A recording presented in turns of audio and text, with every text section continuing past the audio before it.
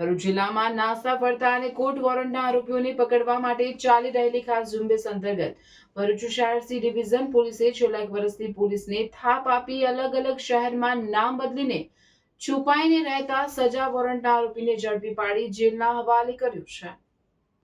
ભરૂચ જિલ્લા પોલીસ અધિક્ષક અક્ષયરાજ દ્વારા જિલ્લામાં પેન્ડિંગ વોરંટના આરોપીઓને પકડવા માટે કડક સૂચના આપવામાં આવી હતી, જેના અનુસંધાને નાયબ પોલીસ અધિક્ષક સી.કે. પટેલના માર્ગદર્શન હેઠળ સી ડિવિઝન પોલીસ સ્ટેશનના પોલીસ ઇન્સ્પેક્ટર એન.આર. ચૌધરીએ અલગ અલગ ટીમો બનાવી વોન્ટેડ આરોપીઓની શોધખોળ હાથ ધરી હતી।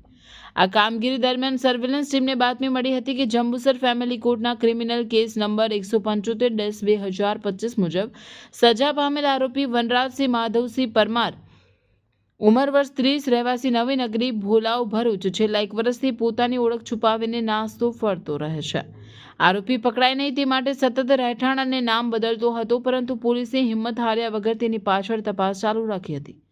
પોલીસની ટીમે આરોપી અને તેના પરિવારના સોશિયલ મીડિયા ડેટાનું ઊંડાણપૂર્વક વિશ્લેષણ કરવા સાથે ટેકનિકલ એનાલિસિસ અને બાતમીદારોની મદદથી આરોપી ભોલા વિસ્તારમાં હોવાની ચોક્કસ માહિતી મળી હતી, જેના આધારે પોલીસે વોચ ગોઠવી આરોપી વનરાજસિંહને ભોલાવ ખાતેથી ઝડપી પાડી કાયદેસરની કાર્યવાહી કરી આરોપીને ભરૂચ જિલ્લા જેલ ખાતે મોકલી આપવામાં આવ્યો હતો।